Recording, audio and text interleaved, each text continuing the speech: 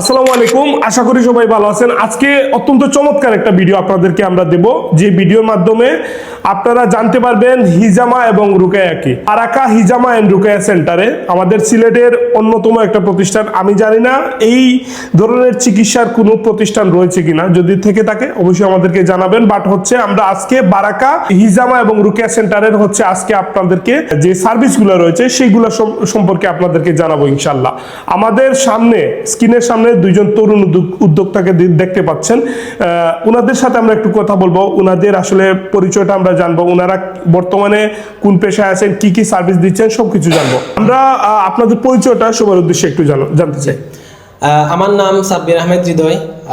আমি বর্তমানে আয়ুর্বেদিক চিকিৎসা বিজ্ঞান নিয়ে পড়াশোনা করছি। তো আমার পাশে যিনি আছেন ওনার নাম মোহাম্মদ ইমন, উনিও ইউনানি চিকিৎসা বিজ্ঞানে পড়াশোনা করছেন। ওকে, আলহামদুলিল্লাহ।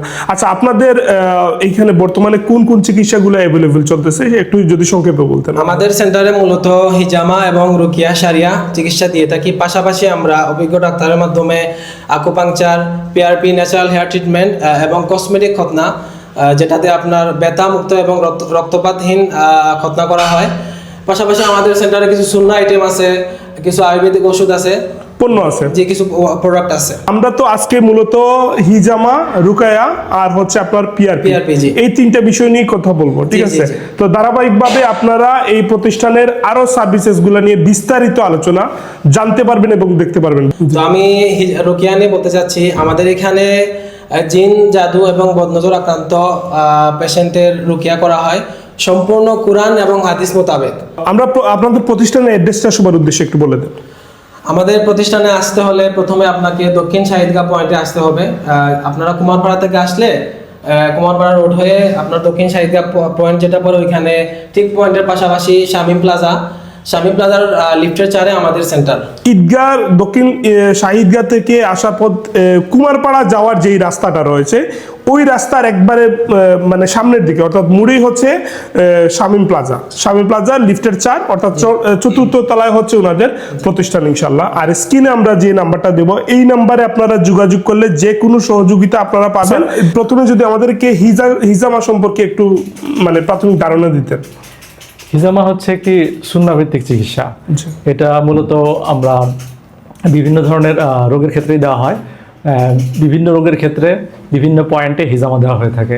তো হিজামা মূলত এটা শরীরের ব্লাড সার্কুলেশনকে বৃদ্ধি করে পাশাপাশি এখান থেকে যে টক্সিন গুলো বের করে দেওয়া হয়। টক্সিন বের করে দেওয়ার ফলে ব্লাডটা পাতলা হয়ে যায়। এতে দেখা যায় যে বিভিন্ন রকম যে পেইন থাকে বা অন্যান্য ধরনের হরমোনাল ইমব্যালেন্স থাকে, সেগুলো ঠিক হয়ে আসে। তো মূলত দেখা যায় যে সাধারণত ব্যথার রোগী, হরমোনাল ডিসফাংশন থাকা, ব্রণের সমস্যা, তারপরে নি জয়েন্ট পেইন, নেক পেইন, ফ্রোজেন শোল্ডার, এই ধরনের সব ধরনের ব্যথার ক্ষেত্রে দ্রুত এবং খুব ভালো একটি সমাধান হচ্ছে হিজামা।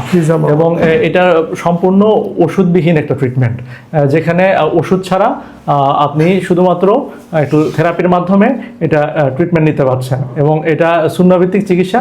রাসূলুল্লাহ সাল্লাল্লাহু আলাইহি ওয়াসাল্লাম হাদিসে সরাসরি এভাবে বলছেন যে আমরা চিকিৎসার ক্ষেত্রে যে ধরনের পদ্ধতি অবলম্বন করি তার মধ্যে সর্বোত্তম হচ্ছে হিজামা। তো আমরা মুসলিম হিসেবে এটাকে প্রথমে প্রেফার করতে পারি।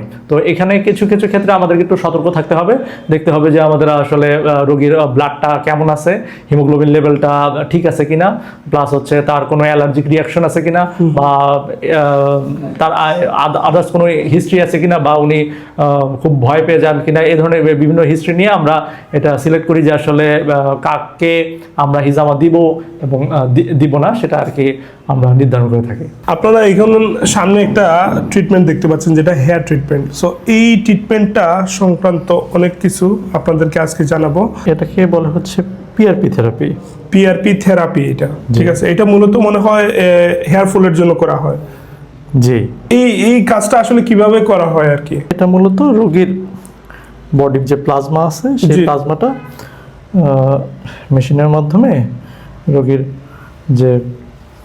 যে অংশে দেখা যাচ্ছে হেয়ার কমে গেছে, সেই অংশে এটা দেওয়া হয়।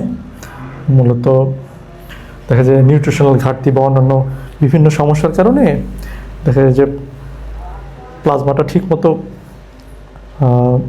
হেয়ারে পৌঁছাতে পারে না, যার কারণে বিভিন্ন সমস্যা তৈরি হয়। তাছাড়াও হেয়ারে এক ধরনের ফ্যাটের লেয়ার থাকে, এই লেয়ারটার কারণে অনেক সময় যে নিউট্রিশনটা প্রপার রোগীর ইয়েতে পৌঁছায় না, হেয়ার ফলিকুলার গোড়াতে, যার কারণে চুল ঝরে যায়। এছাড়াও কিছু হরমোনাল ইমব্যালেন্সের কারণ থাকে অনেকের ক্ষেত্রে, কিছু বংশগত কারণ থাকে, জেনেটিক কারণ রয়েছে।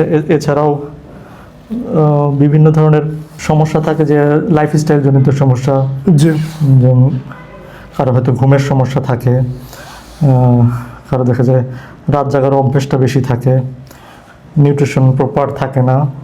তো এগুলোর কারণেও হেয়ার ফল হয়। আবার কারো কারো চুলে ফাঙ্গাল ইনফেকশন থাকে, বিভিন্ন ধরনের